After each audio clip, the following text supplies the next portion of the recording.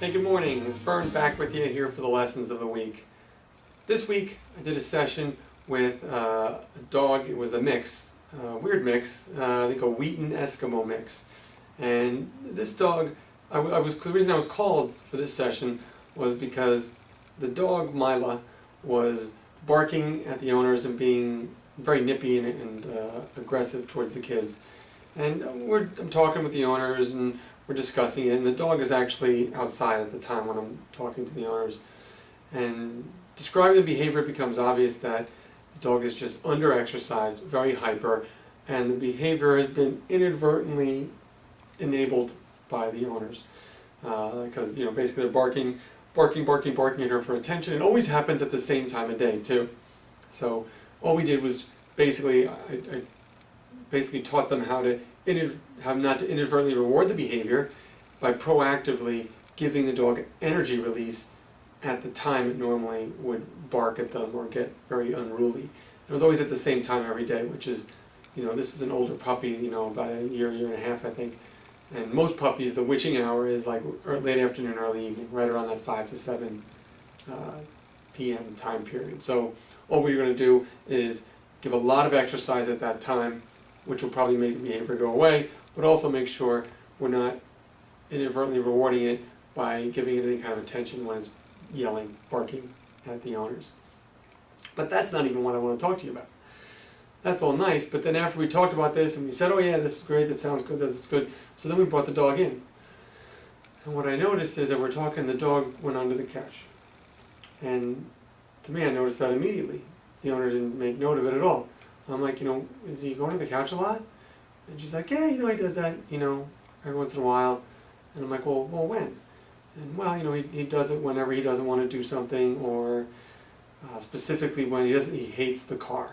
He hates going in the car, he gets very anxious in the car. So whenever he hears the keys, he goes under there, and it's almost impossible to get him out of there, under the couch. But there's been a couple other situations where if he's uncomfortable, he just goes under there. Now, she wouldn't have mentioned that to me if I didn't happen to see it and ask her about it. To me, that is 100 times more important to address than the barking and nippiness that she called me for. Because this is anxiety. Anxiety is a big problem. Anxiety needs to be fixed immediately. Anxiety is a long rehab. The longer this goes on, the harder this is to address, and the more it is negatively affecting the dog and the dog's overall life. So for me, this is important. We have to address this immediately. So we looked at the car, that's the big thing. So we did some stuff to kind of desensitize the car, desensitize the trigger of the keys, as well as making a plan to get the dog less anxious in the car. Now, once in the car, the dog's anxiety is pretty severe. So we have to start way at the beginning and go really slow, just get him comfortable approaching the car, working around the car. As soon as he's okay then we work just walking up to the car and then away. And then until you're in the car. And then until you just turn the car on and then turn it off. You get the picture. It's a slow transition as we change the dog's perception, and we're going to use food for this. To keep the dog hungry, then work on the car using food to change his perception of the car. That's going to take a while. But I'm so glad I recognized it now, because in a year and a half or in a week from now, that's going to be hard to address. Anxiety is a tough thing to address, and every day it goes on, it gets harder and harder to undo. So my point in telling you this, and the lesson from all this is, pay attention to these little insignificant behaviors that you may not place great value on. If the dog is in an uncomfortable or anxious state of mind, that is important.